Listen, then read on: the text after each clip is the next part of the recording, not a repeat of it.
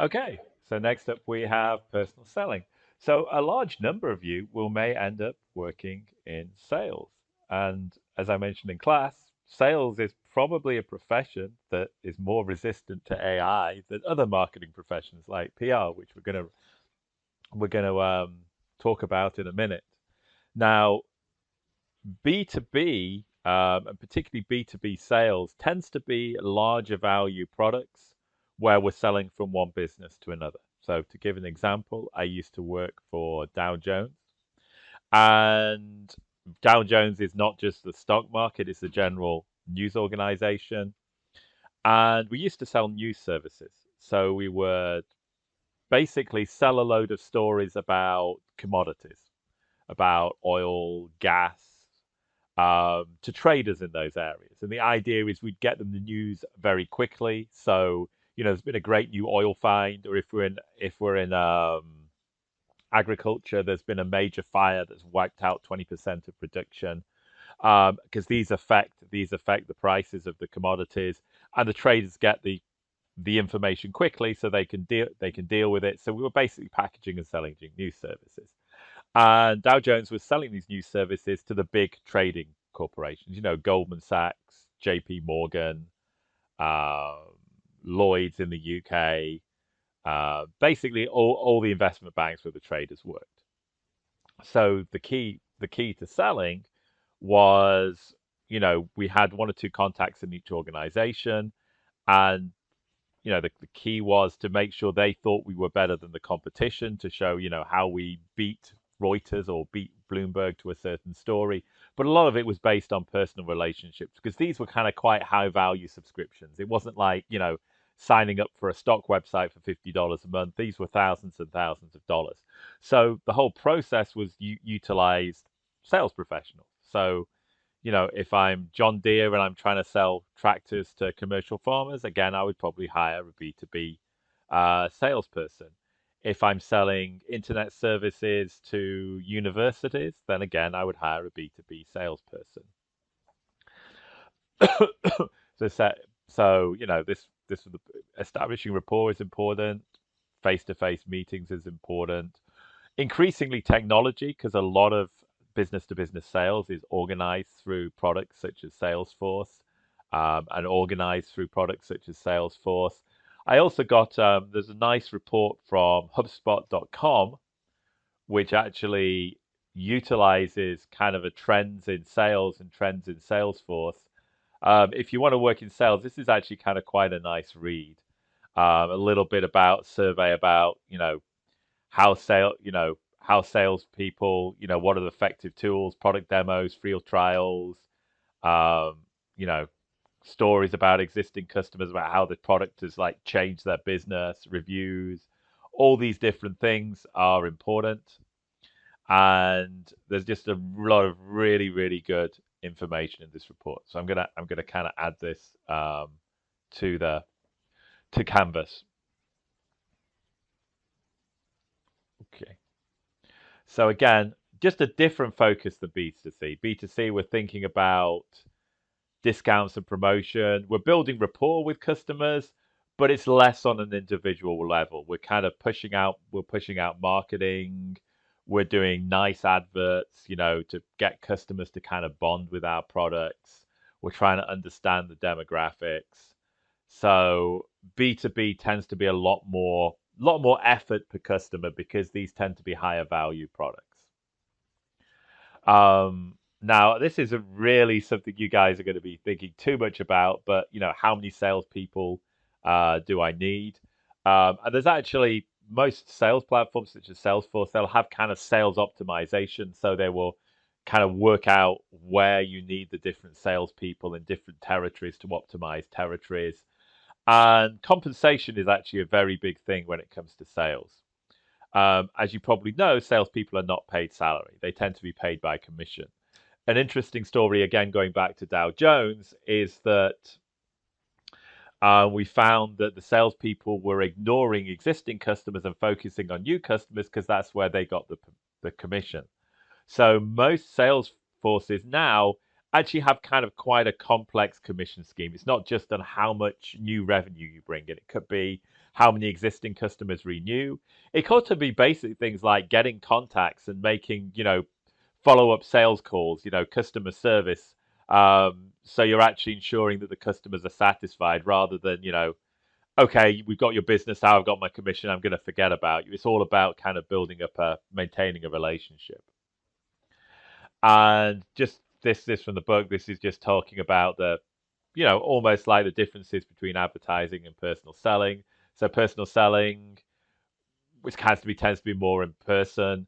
We have more complex products, which we're selling to businesses. Quite often, you know, increasingly consumer products can be customized, but if I'm selling a $50,000 product or service, usually there'll be some customization options. For Dow Jones, it was the exact news feeds that the customers could get. If I'm selling an internet service, it could be, different routers in different parts of the building. So they tend to be relatively high priced. Obviously, employing salespeople, dedicated sales force is expensive. But the nice thing is, I talked about how banner and pay-per-click advertising gets you a better measure of ROI than organic kind of advertising. But salespeople, we generally, the customer signs the contract, it goes in the system, we can attribute the revenue to the salesperson of the product. So it's very easy to kind of measure results from personal sales. And here's a little example. This is from the Salesforce. And when I did the homework and persuaded you to, try to persuade you to learn a little bit about this, because this is the major CRM for sales. This is a dashboard for an account manager, Amanda Jones. And it gives kind of like metrics. So how much commissions they've got, how much sales they have in a quarter, and then, more detailed things. If they've upsold a certain customer, so maybe I was at Dow Jones and a customer was buying our commodities service, and then they kind of buy our specific farming service for an extra $10,000. It's how much additional product you've persuaded the customer to actually, or service you've persuaded the customer to purchase. So this was kind of just a little example of a dashboard for an account executive working out commissions from sales. So, where does a marketing provider? This is probably a little bit out of date, so don't worry, I'm not going to actually test you on this. But as I said, more marketing budget now is going to be on internet advertising, search advertising, etc., etc. Okay, push versus pull marketing. Now, marketing is never really pure push or pure pull. Push marketing basically means we're directly focusing on the customer. So, and we're trying to push out sales promotions. So we're maybe sending them coupons.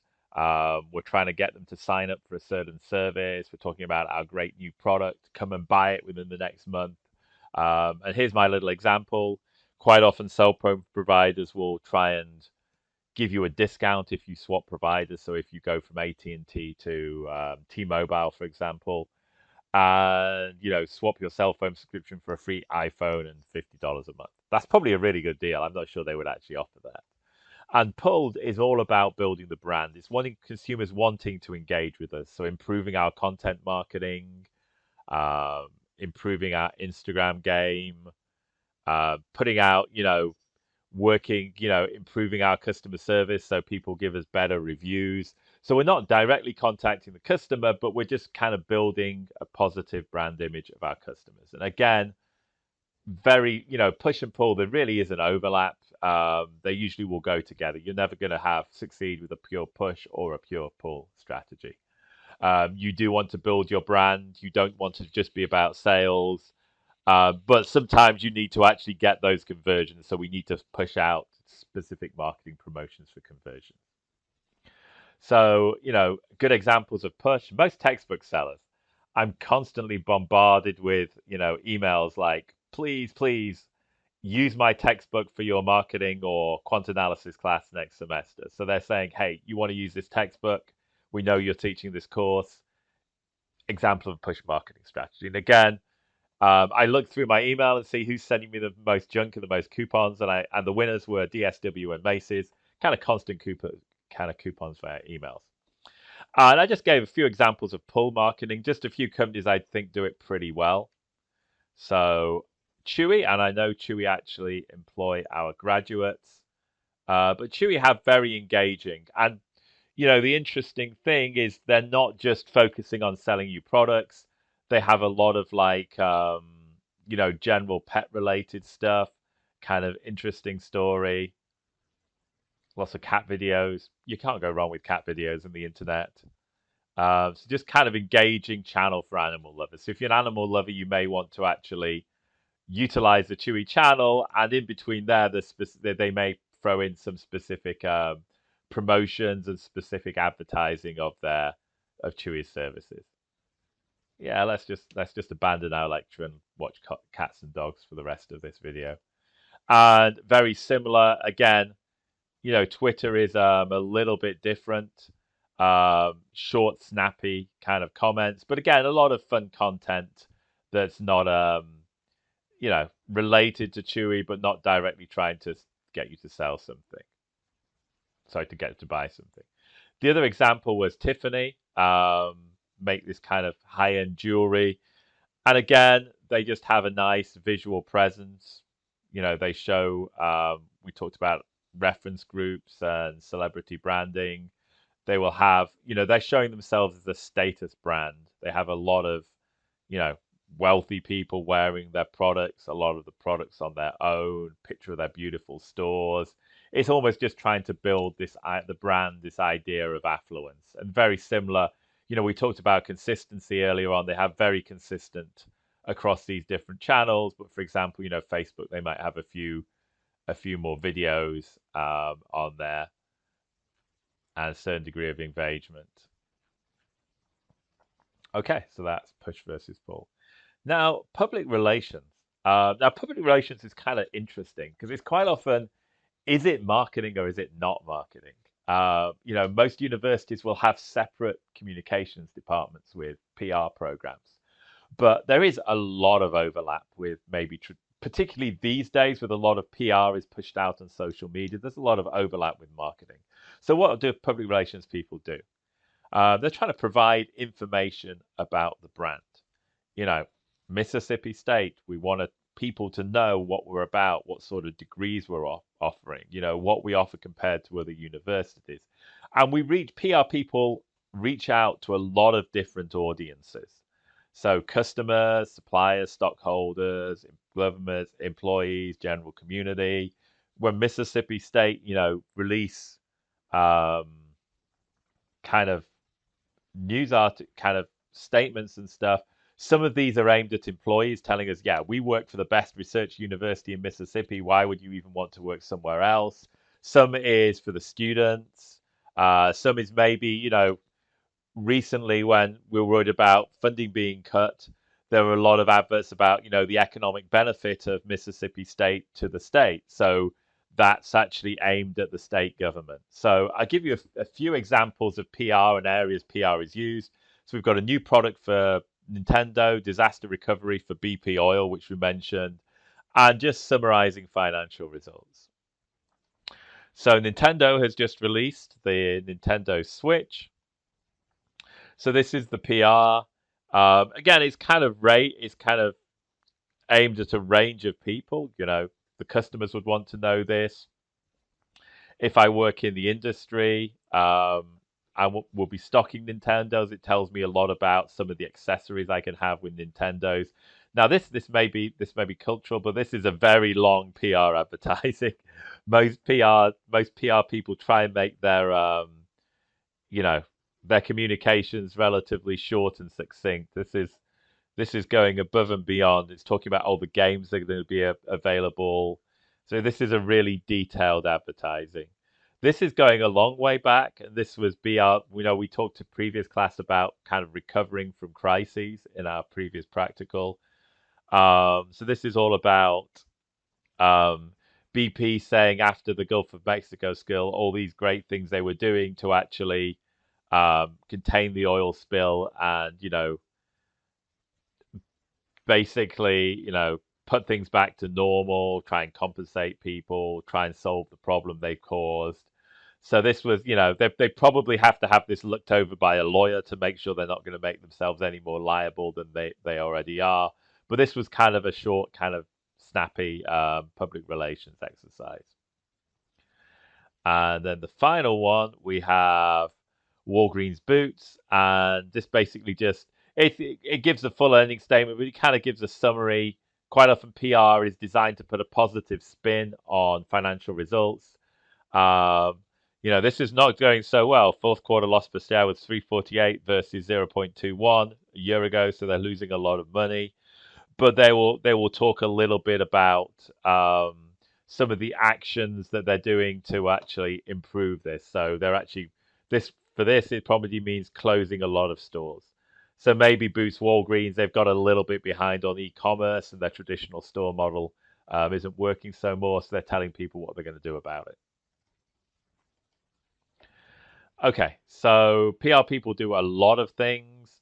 If we have a new product launch, we'll have kits telling people all about the product that we will send out to people in the industry.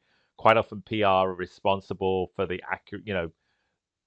Obviously, they're going to be a dedicated e-commerce team or a dedicated online team, but maintaining the actual information about the company on the website, arranging events, sponsorships. You know, I talked about Salesforce before. Salesforce are very good at organizing events where industry people can come along. They can have Salesforce demonstrated. They can talk with salespeople, and most kind of areas of industry have specific industry events. So there's one I've forgotten its name. It's in Vegas. It's in November, and it's kind of an event for car afterparts. So people who modify cars. So if you're in that industry, then you want to actually make sure that you have a stall at that event. You show off some of your products. So again, working and arranging in trade shows. A little bit like BP, you're kind of going to recovery mode when you've had a problem or a scandal, and generally just work to strengthen your brand image. Talking about all the wonderful things your company does, how environmental friendly it is, if your education company, how your product helps kids, learn and improve their life prospects, etc. So these are a few from me I thought I'd add. So, you know, one thing I thought to add was, modern PR really needs a strong social media strategy because a lot of this information is now pushed out through social media. So there's a big overlap between PR and social media marketing. I think on the whole, PR has a stronger informational process. Like here's one from Mississippi State talking about our new degree program. And marketing is more about brand building and being funny, being engaging, generating emotions. But again, there's a lot of overlap. And one thing I tried to get, this was from the Prowley.com blog, is just obviously AI is, you know, public relations is all about generating content, and AI is obviously going to affect that. I found a really nice article on the Prowley.com blog and this interviewed PR people about generative AI. What do you use it for? Automated repetitive task, allowing me to be more strategic, makes me more efficient, enables me research. PR people have to do a lot of research into your product and competitive products before we write our statements. If we're saying our product's the best in the market, we need to know what the competitors are. Reduce costs, again, almost related, improve content relation, and help us monitor the media. One thing, just go through the things I said, so primary uses, content creation, design me engaging press release summarizing my annual report. Research, help me analyze my product strengths versus competitors. And it may be that I want to know, Mississippi State, I want to know what Ole Miss are doing. What degree programs are they developing? What degree programs are Alabama developing? So AI can help me research all of these things. If we're developing a new degree or a new program, I could ask AI, what sort of AI programs are there available in the SCAC area? Outline the strengths and weaknesses of these different programs. And then AI would start. Obviously, I'd have to do more, but AI would kind of start my research process. So I think public relations is often you're trying to build a certain degree of positive publicity for your company, but other things can happen. For example, with BP and the Horizon oil spill, you know, they were going to get a huge amount of bad publicity that you can't directly control as a PR. The best thing you can do is to kind of manage issues. Obviously, this was a major disaster, but you can talk about how, you know, we apologize for the mistake. We're doing this to clean up the environment. We're doing this for sustainability. Um, but quite often, you know, your company will just mess up. It will give a bad product. Could be intentional or unintentional. Like I think it was Toyota were fiddling their fuel economy figures. It could just be, you know, Tesla, your car's exploding. So these things kind of arise up, and part of the job of a PR person is really to deal with these issues and kind of minimize these issues and get their company back on track. So obviously, we're not going to do group activity, but I was just trying to think of, you know, get you to think of a negative publicity and positive publicity and how this would actually work for your company. Okay, so product placement. This was kind of quite fun, so I'll just show you a few examples of this. Again, very much common sense, a little bit more subtle than ads. The key with product placement is it should be relatively natural, not like you're really forcing the product in there. If you force too many products in there, that could often get kind of bad feedback from the companies, bad feedback from the consumers. So let's watch two different examples of product placement. This is Superman. When Lois uses her Nikon camera to photograph this Budweiser drinking alien, she'll discover the truth from his friend at the IHOP. But when Zod sends her a message on this Nokia phone, it's up to Superman to take him on with this U-Haul truck through this 7-Eleven, back to the IHOP, and inside this Sears.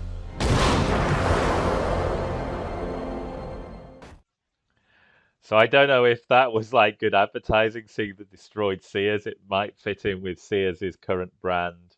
Okay, well, we're going to get more explosions in the IHOP. But again, generally, if you give a film permission, you don't have a huge amount of creative control. So it's almost going back to the influencer marketing. You're not quite sure exactly how your product is being used, but you know, you generally would pay a certain amount to have your product featured over a rival product. And this one's just funny, going back to my childhood. So kind of aware product placement here. Self-aware. Listen, we need to have a talk about Vanderhoff. The fact is, he's the sponsor. And you signed a contract guaranteeing him certain concessions, one of them being a spot on the show. Well, that's where I see things just a little differently. Contract or no, I will not bow to any sponsor. I'm sorry you feel that way, but basically it's the nature of the beast. Maybe I'm wrong on this one, but for me, the beast doesn't include selling out. Garth, you know what I'm talking about, right? It's like people only do things because they get paid. And that's just really sad. I can't talk about it anymore. It's giving me a headache. Here, take 2 of these. Ah, new print. Little, yellow, different. Look, you can stay here in the big leagues and play by the rules, or you can go back to the farm club in Aurora. It's your choice. Yes, and it's the choice of a new generation. Okay, so that's just a fun little example of product placement. Another thing related to this is event sponsorship. Again, more about the kind of the brand building rather than conversion when it comes to the marketing funnel. But if there's a positive image of an event, it's a little bit like associating with a celebrity. You get some of the association from that. And as I said, it's quite hard. You know, the book says it's not clear if it's cost effective. It's quite hard to generate, you know, what exactly ROI was generated from this. But quite often it's like, if it's something like NASCAR or the World Cup, you feel you kind of, if you feel you're the leader in the field, you feel you should be there versus your competitors. So just an example, this is the FIFA World Cup sponsors starting from 1982 to the last one in Qatar in 2022. Interestingly, Coca-Cola is pretty much the present. They feel if they don't do it, Pepsi Cola will do it, and that would be a disaster. The other kind of commonality is Adidas has managed to always get, and particularly as this is a sports event, very important. Adidas has always been able to get the sponsorship over Nike. So some of these are exclusive. You're going to have one major beer brand. You're going to have one major. You're going to have one major kind of sportswear company. Interestingly, if you watch the late 2022, you'll see how international it is. This was in Qatar, so there's a few local companies. There's also a Chinese group. We've got Hyundai. We've got Kia. McDonald's is the other kind of constant. We'll search for the Golden Arches. They've been a constant since 1998. This was kind of some insights from the World Cup. And this was obviously, if you sponsor, you want to get a high level of social engagement. And Budweiser actually had the highest level of social engagement. Let me show you. Just building a social media advertising campaign around this. And it was quite interesting because the host nation banned alcoholic drinks in the stadiums, and then we had Budweiser saying they've just sponsored the games. Well, this is awkward. So Budweiser put a lot of effort into their campaign based around this sponsorship.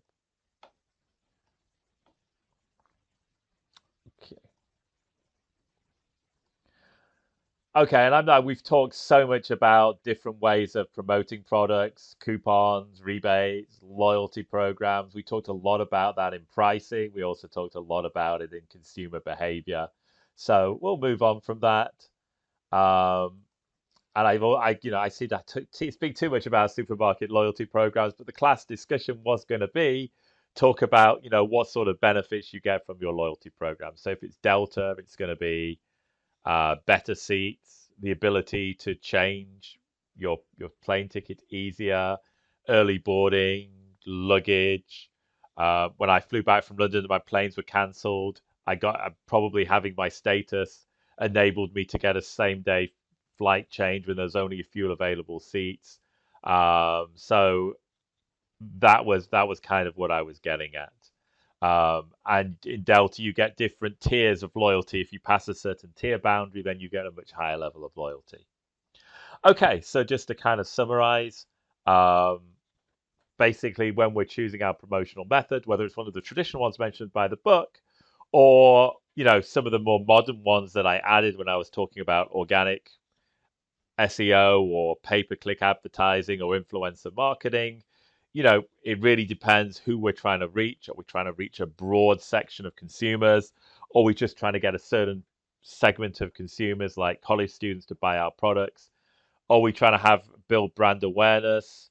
Are we trying to, improve people's view of our company? Or do we just want people to buy? We need some revenue. We need some conversions. We're going to send some offers. We're going to send some coupons, and we want to people convert. Other things to think about is, if we're doing particularly something like TV advertising, when do we schedule it? Do we have a constant advertising schedule, or do we focus in on certain events like, Black Friday, January sales if we're a retailing company? If we're doing maybe movie advertising, some of the big blockbusters are either the holidays or the summer. Do we tail our promotions around that kind of purchase cycle? How much advertising? We talked about, consumers sometimes need a few, to see an advert a few times to embed it in their consciousness. But if we do it too much, we'll oversaturate and potentially, upset the consumer. If we have a brand new product, like I showed you Square, then we need probably a lot of awareness advertising. And common sense, what's our budget? We looked at, some companies with good brands spend less than 10% of their revenue on advertising. Other companies focused around advertising like Salesforce spend a lot more money on advertising. And then eventually we want to think about, who do we target and where do we target? As I said, with web advertising these days, we can focus on very narrow segments. We could segment on, basically college students who have recently gone on a skiing trip. We could find that segment based on online travel behavior and click behavior, and then target an advert particularly for that specific schedule. And there's just, again, very focused on traditional media for the book, but there's an example IMC schedule. Okay, I think that's enough. We can spend 10-15 minutes about media measurement in next Tuesday's class. So that is the end of the video.